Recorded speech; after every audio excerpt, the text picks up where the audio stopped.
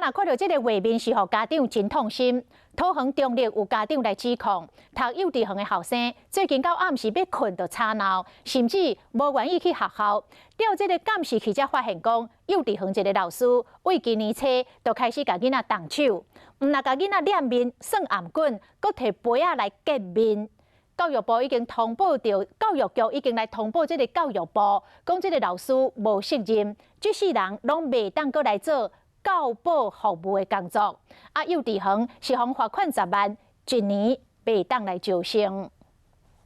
幼稚园内面一个查甫囡仔趴伫涂骹，这个时阵后壁有一个老师冲出来，用米酒皮甲砍掉咧，看起敢若伫算，抑过这个查甫囡仔有惊到。出来这几天，搁发生互家长搁较唔敢的代志。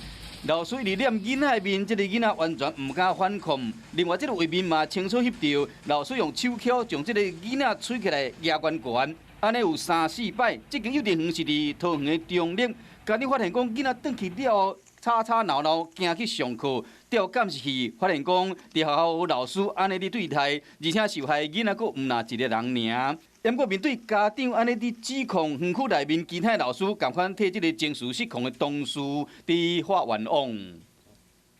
这还是在玩呢，玩来玩去。不过画面唔是安尼，教育局经过查证嘛，确认讲这个老师确实管理失当，所以讲开罚单嘛函请教育部通报这个老师永远袂使阁做老师。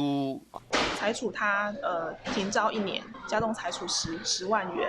囡仔伫幼稚园的安全，确实需要大家关心，嘛提醒家长，若是发现讲囡仔情形唔对，一定爱好好问，积极来关心，甲老师互动，较多了解囡仔伫校园内面的生活。